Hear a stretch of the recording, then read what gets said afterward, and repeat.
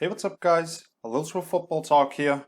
Now that we're only 2.5 weeks away from the 2020 NFL season being kicked off and a lot of the fantasy drafts coming up very soon, I wanted to hand out some names that I frequently end up when doing mocks and that I actively target in those. So these are players who to me present value based on the average draft position or ADP, which are calculated by adding up the ADPs of the three biggest platforms for fantasy football, which is NFL.com, ESPN, and Yahoo, as of August 20th. With the first two having a full PPR scoring system and Yahoo being set to 0.5 PPR. They all also have a standard lineup of one quarterback, two running backs, two wide receivers, one flex, one tight end, one defense, and one kicker. I thought I had to wait until now so the draft data is representative of what people actually think of these players, especially with so many mocks having the majority of users set as auto picks at some point and distorting the results. So what I'm going to do here is give a little outlook on these players heading into 2020, maybe mention a couple of the concerns I have with them, and talk a little bit about where I look at them as compared to where people select them in their mock drafts. For the positions that fill one spot in your standard lineup, so quarterback, tight end, and defense, I listed 3 options, and then for running back and wide receivers, I listed 5 respectively. Oh, and I'm not talking about kickers here. Just pick one from the high-scoring teams, and that you know has a proven track record of converting on these opportunities. So with that being said, let's get into how I built this up. At the top right, I'm always going to have the player's name, the team he's on, and when they have their bye week. And then I called it the Big Three, which is the average draft position between NFL.com, ESPN, and Yahoo, plus the average position ranking of those. And then underneath that, I have my rankings overall and among its position. Just to mention this right away, I think there's a top tier of 2 quarterbacks and 2 tight ends each, so that will reflect in my rankings, as most of the top 50 at least will be made up by running backs and wide receivers. Alright, let's get into the first position here, the quarterbacks. And the first guy I want to talk about here, Tom Brady. Seems a little weird to put him here, since he's been discussed as the greatest of all time, and he hasn't really been on my fantasy radar for a long time now, especially since I personally pick quarterbacks really late. Happened to be these last 2 years, I got Patrick Mahomes and Lamar Jackson, I think on like the 13th round or something like that, so that always worked out for me usually. TB12 was the QB12 last season when he had a broken down Julian Edelman who led the league in drops to go with a former first round bust in Philip Dorsett, an undrafted free agent in Jacoby Myers, and a Mohamed Sanu who looked like one of the worst in-season acquisitions of 2019, with the latter three really not being productive, combining for less than 1,000 yards on the season. To go along with that, he had what looks like now a bad first round pick in N'Keal Harry and the least productive unit of tight ends. However, now he's in Tampa Bay, where he has the premier receiving duo in the game in Mike Evans and Chris Godwin, a 3-headed monster at tight end, some interesting backs, and pretty much a push, I think, as far as the O-line goes. And maybe most of all, he's playing for a coach that is much more interested in pushing the ball downfield. Having to learn a new system after being 2 decades in New England and not knowing every single detail like he did for the Patriots, that will be an adjustment, but just the sheer improvement in weapons and the increased chances to go down the field, making me believe he could finish multiple spots higher than he did in 2019. These last few weeks, Brady's really gone up in the rankings. If I'm going to first put together my rankings, he was like QB12 as well again. Now he's moved up all the way to QB9 and is picked around the 80th spot.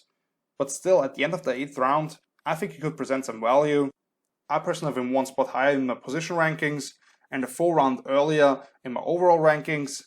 And he's a guy that I end up with when I have my 2 running backs, 2 wide receivers, and the flex already in my lineup, plus another guy at those positions on the bench, and then Brady's still on the board. That is intriguing to me. That's the earliest that I usually think about picking up a QB if nobody falls directly into my lap, but Brady could be a target. Next up, I have Daniel Jones of the New York Giants, a name that was already controversial in the actual draft just a year ago, and seems to be a little controversial in this discussion as a fantasy option as well. There are definitely some concerns that I'll get to in a second, but let me give you some numbers here. In terms of average points per start, which he had 12 of, only 10 quarterbacks put up better numbers than Jones did last season. He basically had 19 points per game in those starts. That was better than Aaron Rodgers, Tom Brady, or even Kyler Murray, who seems to be one of the fantasy darlings this season. Jones had 3 different games with 4+ touchdowns and no picks against the Lions, Jets, and Washington. And you can't overlook his effectiveness as a runner.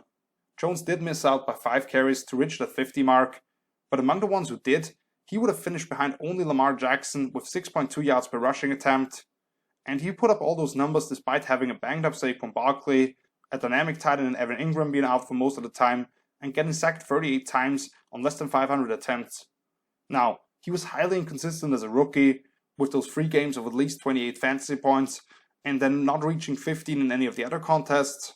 And he also had 10 fumbles, which didn't only directly influence his points, but also took away some chances to put up more points if his team still had possession of the ball. But at the same time, I think the offensive line will at least be better than it was a year ago, and Jones' top 5 options in the passing game will be healthy at the same time, which was never the case for him in 2019.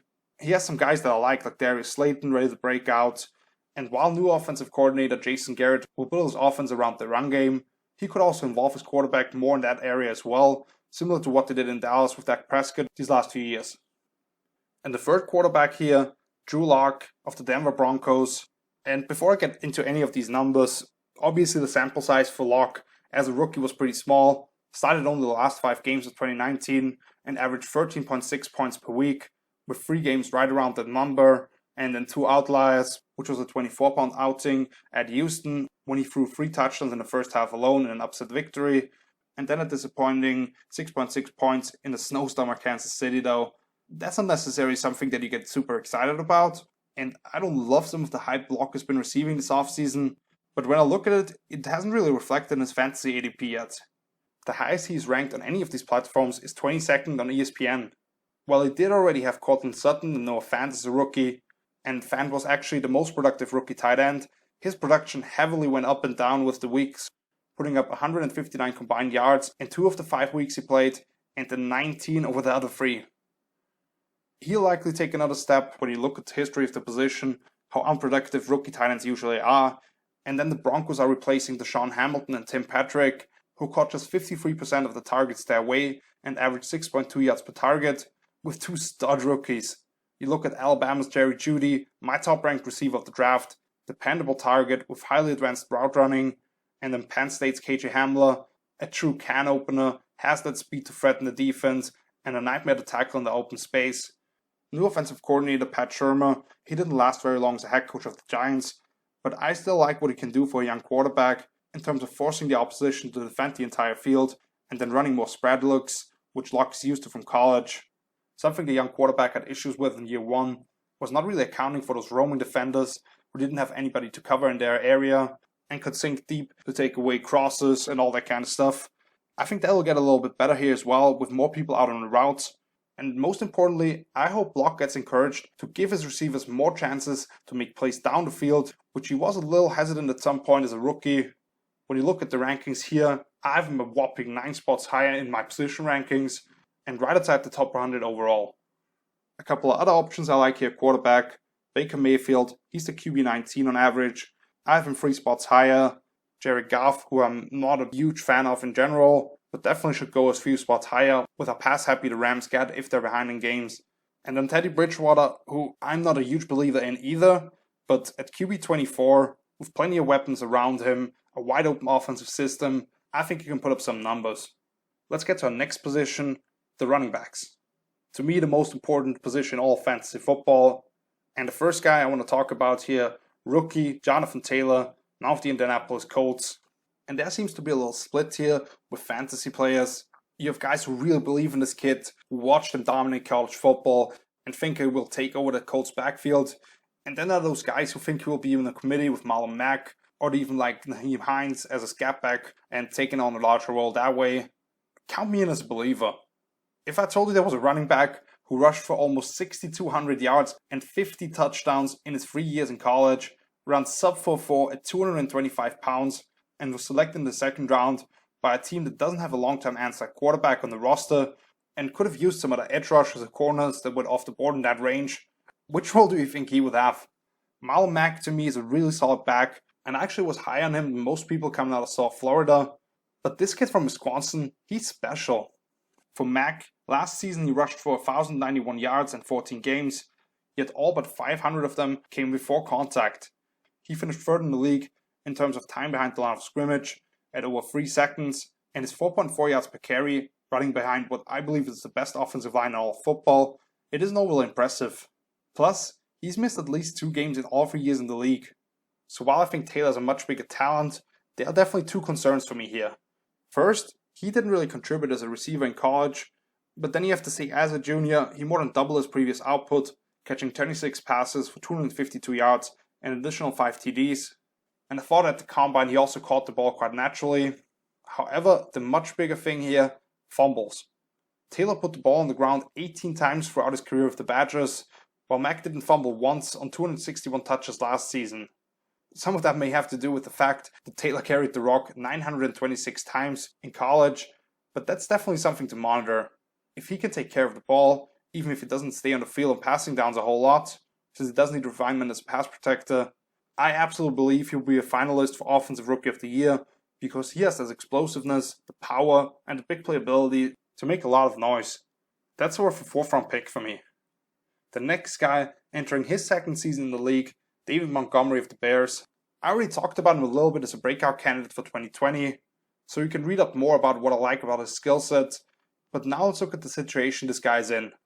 I know the Bears don't blow you away with all these stars on offense, but they do have one of the most underappreciated receivers in the game in Allen Robinson, another young guy in Anthony Miller, who could be used as a fly sweep threat to bind defenders or as a target in RPOs, who will benefit more from aggressively flowing linebackers in the box and could open up some room on the inside. It is a little concerning for me that despite losing Kyle Long, the only addition Chicago made on the offensive line was Jermaine Fetty, but last season they didn't have Long for 3/4 of the year either, and I think having 2nd round pick Cole Kmet as a true wide tight end will help the Bears get to the edges more in the run game. And I think Matt Nagy's offense will also stress defenses more in terms of different personnel sets this season with that tight end room that they've built. Most important, however, Chicago did not add a single running back outside of an undrafted free agent in Artavis Peace this offseason, and I also expect Montgomery to take away some of the opportunities that Tariq Cohen got last season. Cohen averaged just 4.7 yards per touch despite having 79 receptions. So at 5'6", 190 pounds soaking wet, Cohen may be used more as a true slot receiver, but he will not run as much in between the tackles, where he averaged just 3.3 yards per carry.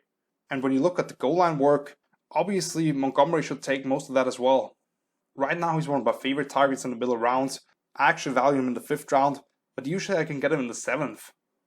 Next up, a guy who I was quite surprised to see how low he was actually ranked, Raheem Mostert, somebody who's coming off a crazy playoff run in which he rushed for 336 yards and 5 touchdowns over the 3 games, but people seem to forget that he also averaged 5.6 yards per rush during the regular season, which was the 2nd highest number behind only Lamar Jackson among players with at least 100 attempts. And he scored a touchdown every 15th time he touched the ball.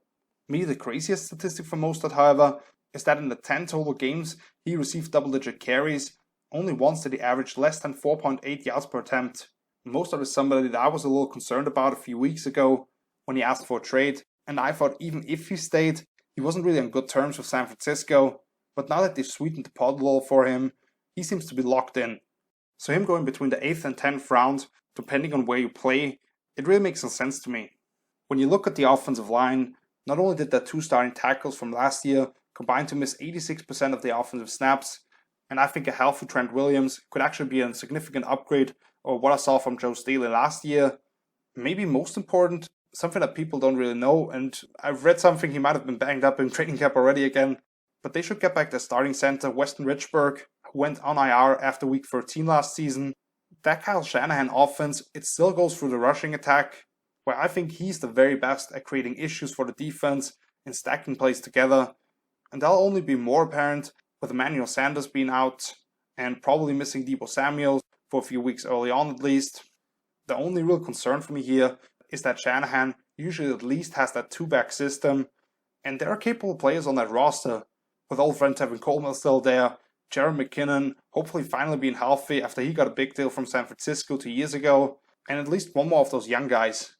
With that being said, from week 12 on last season, when we gashed Baltimore's top 5 ranked rush defense for 146 yards, Mostert led the team in rush attempts and yards all but once, and he has established himself as the top option in that backfield in my opinion. Let's talk about our first rookie on this list, J.K. Dobbins, new Baltimore Ravens running back, another guy that I think people really doubt because of the situation he is in. But to me, those people, they look at it the wrong way. The Ravens just set a new all-time mark in rushing yards of almost 3,300, which had stood for over 40 years. And what people fear about grabbing anybody outside of the top 2 contributors in that offense that made up for 72.4% of the rushing production is that there are just not enough opportunities to make something happen. But not only do I believe that the number will drop, even if it doesn't, there are 218 carries left on the table for the rest of the squad. Quarterback Lamar Jackson actually led Baltimore with a QB record 1,206 yards on the ground, and while he has shown that he's just a different breed in terms of not even allowing defenders to touch him in the open field and always getting up right away if he does take a hit, I think it's very enthusiastic to think that he'll repeat 176 carries. The Ravens' top running back Mark Ingram also had an outstanding season, including 15 touchdowns, but he was on the field for only 45.6% of the snaps, and he's now on the wrong side of 30. So it's safe to assume that he will give up some of the workload, especially considering there just was no special talent on the roster to demand those chances. At the very worst, Dobbins should be able to replace what Gus Edwards did for them last season, and that was worth over 700 rushing yards, averaging 5.3 yards a clip. And this guy's J.K. Dobbins. He was a 2,000-yard workhorse at Ohio State last season, and I had him as the number 2 overall back in the draft, thanks to his combination of explosiveness and strength, while also having great ball security fundamentals. He's a perfect fit for that zone read heavy offense from the shotgun, which you basically played in last season with the Buckeyes and another dual threat quarterback. Just think back a couple of years with Mark Ingram when he was the top guy and somebody called Alvin Kamara came in and immediately was a top 5 fantasy running back. I would not be shocked if Dobbins emerges a few weeks into the season and maybe ends up leading his team in rushing. And the second rookie here, going several spots later, Antonio Gibson of the Washington football team. If you are looking for a really deep sleeper, either if you are a zero running back advocate or you just have a roster filled out already and just try to get another player on the board that has a lot of upside, I think this is a name that definitely has to be on your radar. Antonio Gibson primarily lined up at slot receiver for Memphis last season, but he was most effective taking handoffs and slicing through defenses that way. When you look at the explosion he has, the long speed, and that contact balance to bounce off hits, they're all at a different level to most backs in the league. Now, he has only run 2 plays really out of the backfield, which is a power and a stretch play, mostly with another back on the opposite side of the quarterback in those split sets. But from the limited tape to evaluate him, he seems to have natural feel for the position and can do so much more for an offense. I think Gibson could be that Swiss Army knife for new offensive coordinator Scott Turner, who will move him around the formation, get him the ball in jet sweeps, or as a decoy off those, and create those mismatches with slower defenders coming out of the backfield. I was already pretty high on him, despite having a loaded running back room that went about 5 or 6 names deep for Washington at that point, and now that Darius Geis was let go for some off-the-field stuff, this rookie is even more intriguing to me. When you look at who Washington is bringing back from a year ago, their leading rusher is a 35-year-old Adrian Peterson, and the next closest guy in rushing yardage is Dwayne Haskins with 101.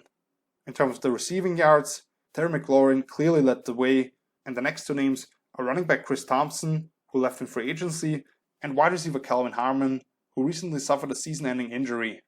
So even though not a lot of people like it, I think the offense is bound to improve at least a little, and Gibson should have plenty of opportunities. That's just golden for a running back that you can select around the 50s.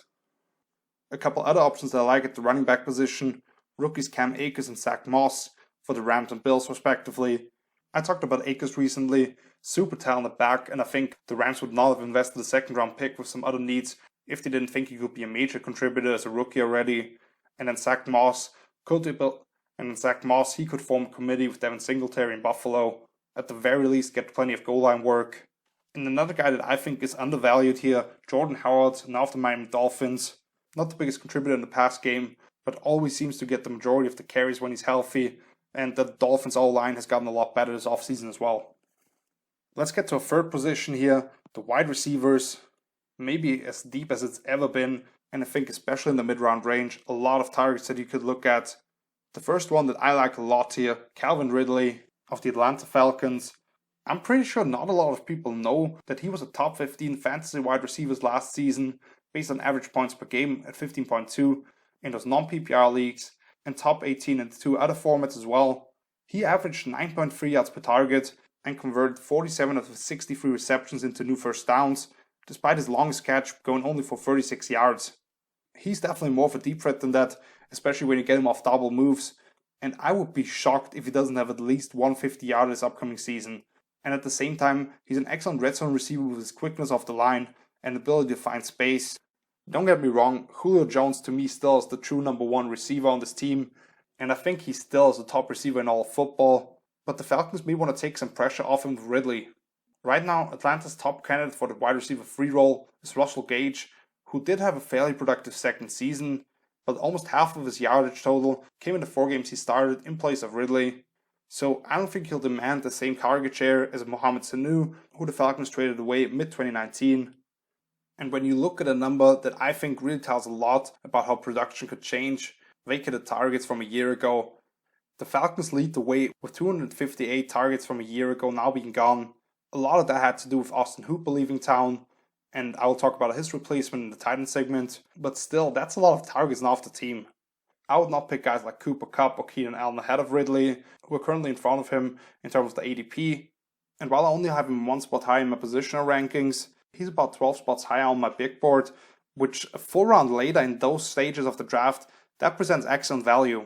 I already thought last season that the Falcons' number 2 receiver could make that same jump that Juju Smith-Schuster made in his second season, but with injuries being there, that might have just postponed things by a year, and we could see less of a difference between him and Julio's numbers in 2020. I think you can book Ridley for 1,000 yards and around double-digit touchdowns. Next up, Stefon Diggs. This is just one that I don't understand at all. Diggs only finished last season as the wide receiver 24 in full PPR formats, 18th in non-PPR, but he was within 10 points of the 6 guys that were right ahead of him, while missing 1 game and probably making up the ground that way. And that was for a Vikings team that finished with the 4th lowest pass play percentage at 51.7%, and was in the bottom 6 in terms of plays per run, and was in the bottom 6 in terms of plays run per game at 60.5. I know Buffalo didn't pass the ball at an immensely higher rate, only about 4% more, but they did finish top 10 in plays run as they switched more to an up-tempo 11 personnel attack, and that was without a true number 1, and obviously the other guys kind of being 1 spot too high in the depth chart as well. When you look at Diggs last season, he finished with the 2nd highest yards per target at 12.0, and 3rd in terms of the percentage of his team's air yardage, as the premier deep threat in all of football. The only real concern here, Josh Allen, one of the worst deep ball throwers statistically last season, actually finished at the very bottom in terms of completing only 24% of his passes, traveling 20 plus yards through the air. But with that being said, a lot of that had to do with just not having the guys who can create separation vertically. John Brown not really having that extra gear to gain a step on his defender anymore, and nobody else on the roster averaging more than 8 yards per target when having at least 15 grabs. Obviously, Allen still isn't the most precise passer in the NFL, and he has more room to grow as a decision maker at times as well. But having that guy who can streak downfield on go or post routes, especially in the way Minnesota used him last season as the backside target on those bootlegs, that will open up the offense in a major way. And offensive coordinator Brian Daboll, he will encourage Allen to let it fly a few times each week just to let the defense know that they have to account for it. I know I'm higher than pretty much everybody out there, but Diggs is my wide receiver 14, and I have a mid-4th round grade on him. The next guy here, second-year receiver, Terry McLaurin of the Washington football team. And let's just start like this. McLaurin was phenomenal as a rookie. He went for 919 receiving yards and 7 touchdowns, despite missing 2 games and being part of maybe the worst passing attack in the entire league. His quarterback, Dwayne Haskins, had a really rough rookie campaign, completing only 58.3% of his passes and the same amount of touchdowns as interceptions at 7. So obviously, a lot of McLaurin's production will also come down to how much Haskins can improve into his second season. But these guys have already built up some chemistry during their time at Ohio State together, and I personally had a top 20 grade on Haskins. I think he could make a big jump now that he's in better shape and had a full offseason to watch tape and hopefully be able to work through his progressions more quickly, which was my biggest concern when watching him last season. He simply wasn't ready when he was thrown out there, and he got a brutal welcome to the NFL in the process. However, even if Ron Rivera decides to go a different route, especially now with Alex Smith being back, and that whole story, obviously great to see him back out there. Even if Rivera makes that change at some point, the offense should be much more beneficial for the young star receiver. Last season, Washington finished 30th in neutral situation pass rate and 31st in pace. Compare that to the Panthers with Scott Turner, who's now the offensive coordinator in Washington. They were 4th and 5th in those respective categories. Now in the nation's capital, I expect Turner's offense to be much more wide open and McLaurin to be his version of DJ Moore in that attack, who went for almost 1,200 yards in 15 games last season. Right now, this kid is going anywhere from the 6th to the 9th round, depending on the platform that he uses. And to me, he should be a late 4th rounder, maybe early 5th rounder, simply because of the changes offensively and the fact that he's their clear-cut number 1 option. Let's go back to another veteran here, Marvin Jones of the Detroit Lions. One of the most overlooked receivers this year in my opinion. This guy's going anywhere between wide receiver 36 and 42 depending on the platform that he uses, despite finishing 15th in average fantasy points in PPR formats last season. With that being said, he did miss 10 combined games over the last 2 seasons, but in the 3 years prior, he only missed 1 appearance, and the last time he played a full 16 contests, which was in 2017, he led the league with 18 yards per reception.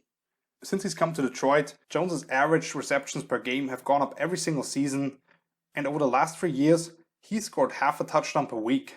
In terms of target share, obviously Kenny Galladay will remain the top option in that offense, and you would assume that the chances for second-year tight end TJ Hawkinson will only increase, just because it was a top 10 pick alone. But Jones also caught passes from Jeff Driscoll and David Blau over his final 5 games, rather than an uber-talented Matthew Stafford, during which time he averaged 18 yards less per week. I know Detroit used their second-round pick on another running back in DeAndre Swift from Georgia, and the offense should be built around the rushing attack, but number 11 will still be frequently targeted off deep play action, and the Lions really only have 3 relevant receivers on their roster. So at this point, Jones is going as a low wide receiver 4 at best, and I personally look at him as a nice flex option. Grabbing him a round later than a guy like Julian Edelman, and using that other pick for a high upside rookie back, or maybe as a quarterback or tight end in that range that you like, that makes a lot of sense to me. I really like Jones as a fallback option if you go running back heavy early on, and you only have 2 dependable receivers on the roster at that point. And the last guy of this group here, another second-year receiver, DeAndre Johnson of the Pittsburgh Steelers. I had several names that I wanted to choose from for this final wide receiver spot, but in the end I went with the guy who I think could be the best of the bunch and will receive the biggest boost in quarterback play. DeAndre Johnson quietly hauled in 59 passes for 680 yards and 5 touchdowns as a rookie, and that was despite catching passes from Mason Rudolph and Devlin Hodges, who combined for just 186 passing yards per game, which was 31st in the league, and those 2 guys tying for an NFL low 4.5 air yards per completion. This year, the Steelers got back Ben Roethlisberger, who led the league with 5,129 passing yards in 2018, and even if he's only 70 to 80% of himself, that should be a major upgrade over the 2 guys who are clearly on the lower end of backup material even. I recently talked about Johnson's skill set more in detail and said he would be a breakout candidate for 2020. You can read up on that later, because what I saw was the start-stop quickness to win as a route runner, how slippery he is to put a hand on, and that punt return ability he displays once the ball is in his hands, with that feel for where defenders are coming from and making moves in the open field. Watching his tape as a rookie, I thought Johnson already made some huge plays, oftentimes catching the ball a few yards short of the sticks on like shallow crosses, and somehow finding a way to convert for his team. For Pittsburgh, they do have Juju Smith-Schuster as the primary target, and I think he will bounce back in a major way himself. There's also James Washington, he really came onto the scene last season, and they also brought in another receiving weapon in form of flex tight end Eric Ebron to go along with another second round receiver in Chase Claypool. However, I think Johnson could easily be one of the more productive number 2s for his respective team, and at the very least be a nice matchup play for a flex spot.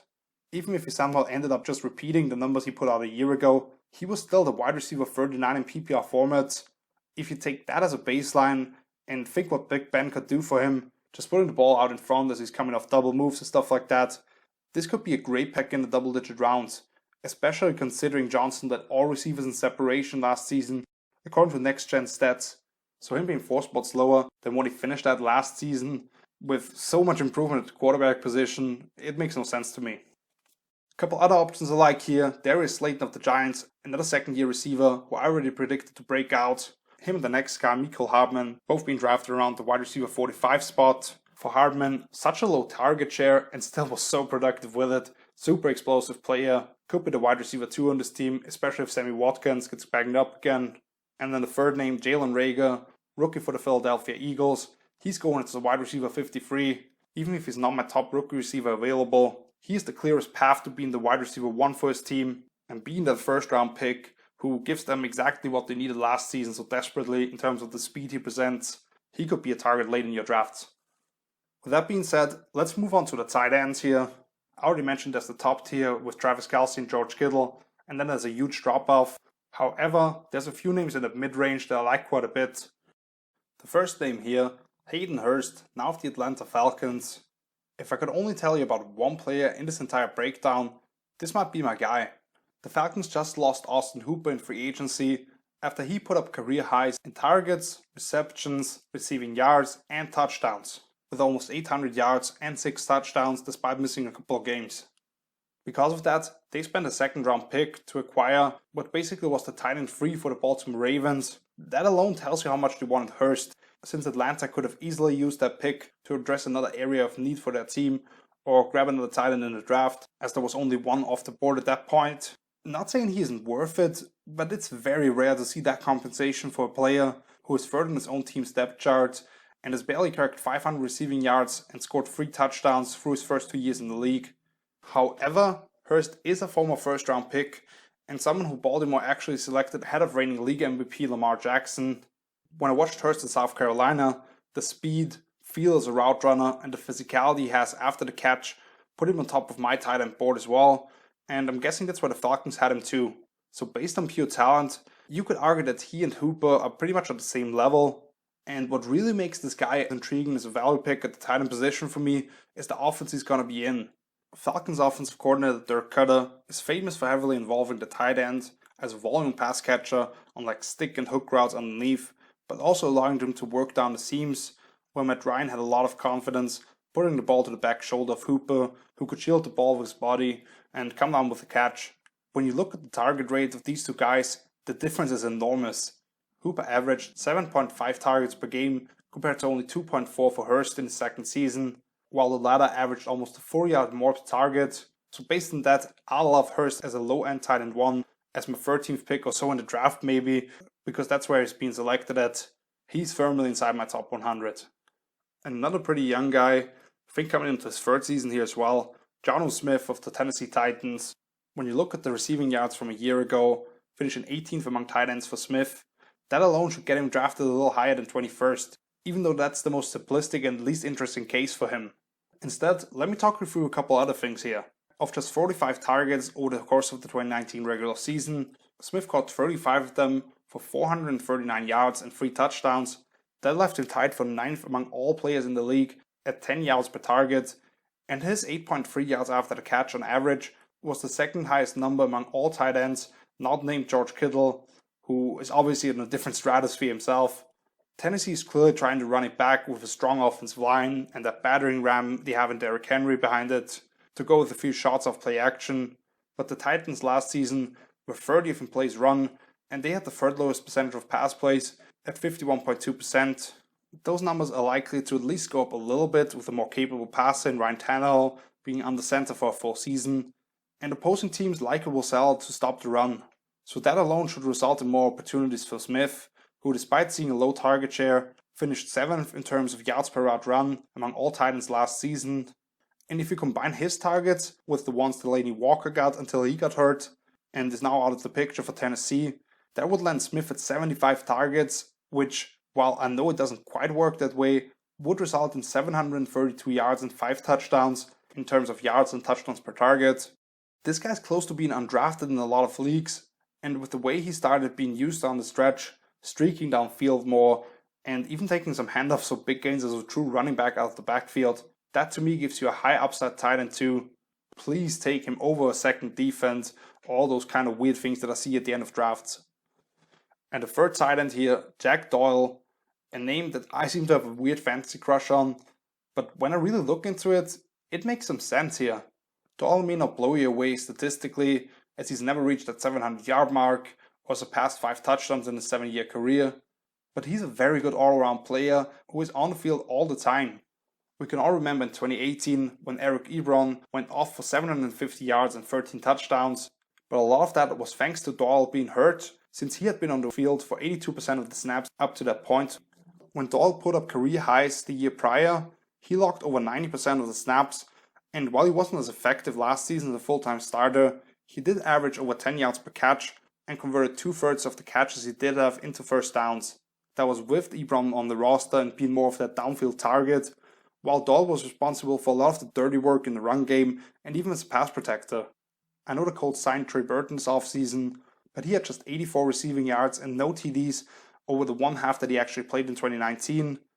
All those statistics, yards per target, yards per route run, those are all great to predict what's going to happen, but the most relevant fantasy factor before anything else is how much is a player on the field, and I just don't see why Doyle wouldn't be out there for at least 80% of the offensive plays again. Indy was in 12 personnel, 26% of the snaps last season, which is the 6th highest rate in the league, so even if Burton kind of re-emerges to some degree, this should still hold true. And with veteran Philip Rivers coming in, who checked it down to his backs more than any other quarterback in the league last season, I could see more of that share going to Doyle, leaking out late or curling up over the middle. 3 other options I like here: Mike Gesicki, who's going as tight end 15. I have him a couple of spots higher. Really broke out over the second half of last season. Blake Jarwin, now he's the top tight end in Dallas, just because of the numbers they put up in the passing game, and him probably being on the field for the majority of snaps. And then Chris Herndon of the Jets, tight end 25. The Jets are going to have to throw to somebody, don't have that huge arsenal of weapons, and Donald really had a connection with Herndon in their respective rookie years. And the final position group here, defense/special teams. The 3 units I want to look at here: Tampa Bay Buccaneers, Indianapolis Colts, and Cleveland Browns. Let's run through these real quick. The Bucs riding on the defense 13. They've risen a little here, and it does sound a little crazy to put a defense up here that finished 29th in points allowed and didn't make any major changes, but I actually believe that this unit is a lot better than the numbers would indicate. First of all, their stats are skewed due to the former quarterback Jameis Winston turning the ball over 35 times, which was a league high, and giving the opposition a shortened field to cover on several occasions. But even with that, the Bucs finished tied for 7th with 47 sacks, which is only 7 behind number 1 Pittsburgh, and they recorded the 5th most takeaways at 28, as well as some are finishing last season as the fantasy defense 9. And that was despite being in the first year in that fairly complex system on the top bowls and facing the entire NFC West. When you go through that roster and look at their likely starting 11 defense, it's highly impressive. Tampa has the reigning sack leader in Shaq Barrett to go along with a still effective JPP, an interior D-line that enabled them to finish as the top-ranked rush defense, 2 rangy playmaking linebackers, and a young secondary that is finally starting to come together. This year, the one NFC division that they will face in its entirety is the North, which definitely is more favorable than the West, and they also play the AFC West, which outside of Kansas City, of course, didn't have another top 20 scoring offense last season. With Tom Brady at the helm now, not only will the defense directly benefit from not being put into so many bad field situations, being more fresh when they're going out there, and most likely performing better as a team overall, their defense should be in much more favorable position in terms of leading in games and the pass rush truly being unleashed. We already saw that last season when in the 4 double-digit wins that the Bucs had, the defense averaged 17.3 fantasy points. Then you have the Indianapolis Colts, and there's a big difference between the different platforms you may use, as the Colts are the 6th defense selected on ESPN and 19th on NFL.com, for example. So check your form and the respective rankings as you put your board together and mark different fantasy options with a star. I personally have the Indy D 7th in my rankings, thanks to added talent and the schedule that they will face. First of all, they added former 49ers defensive tackle DeForest Buckner, who immediately becomes one of the 2 top players on this unit, together with linebacker Darius Leonard, and he will provide a lot more disruption on the interior. I don't love the corner room, but they did add some veterans to the mix, and I think Rod Yassin is a guy that will develop into one of the better players at his position rather soon. Hopefully we also finally see healthy seasons from Malik Hooker and Kamoku Toure, who I was very high on both when they came out of college. Last season, the Colts already finished middle of the pack in points and yards allowed, whilst being defense 14 in terms of fantasy ranking. So based on that alone, they would have to improve by just 1 spot to outperform the ADP, which is fair to assume since they added a top 50 play in the league. And then you look at that schedule. In the division alone, the Texans lost one of the elite receivers in football. The Titans at least have to replace a Pro Bowl level right tackle with a rookie. And the Jaguars right now are projected to pick 1st overall in the 2021 draft. Last year's 3rd place schedule also brings the Colts, the Jets, and the Raiders to go along with the 2 North divisions, which don't blow anybody away outside of the Ravens. since other than that one matchup with Baltimore, the only other offense that finished in the top 13 in terms of points scored is Minnesota. And finally, the Cleveland Browns, and you gotta hear me out a little bit on this one. I will probably not end up drafting this defense, and it will probably go undrafted in most of my leagues, but depending on when the defense that I originally select has their bye week or faces a tough stretch maybe, this is a unit that I'll be keeping an eye on. Last season, the Cleveland defense finished 25th in terms of fantasy points, with 10 different weeks of putting up 5 or less points, so on the surface, they're not really an appealing option. However, when I look at the schedule from a year ago, I can see a trend here. Until their best player Myles Garrett was suspended following their Week 11 matchup with the Steelers, the Browns defense averaged 6.3 points, and that fell to just 4.0 points once he was out of the lineup.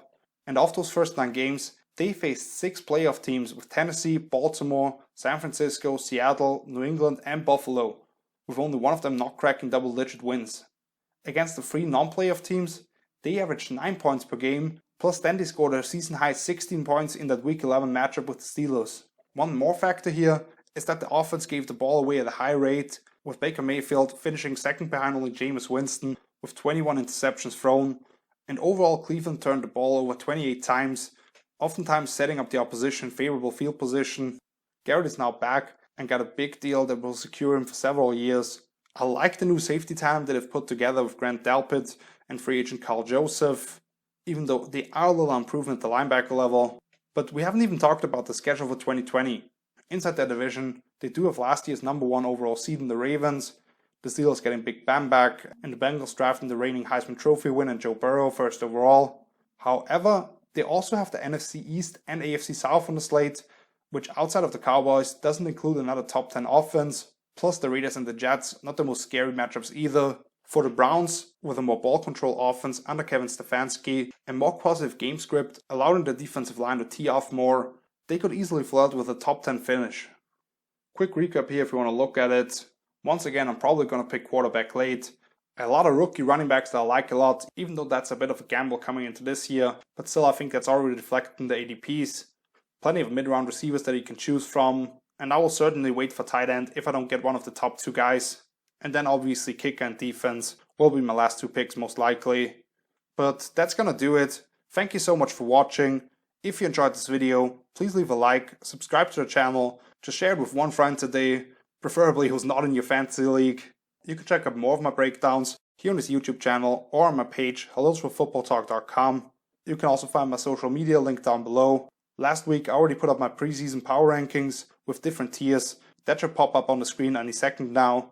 I will be back next week with my predictions for the season awards for 2020 and handing out my playoff predictions. So until then, see you later. Peace.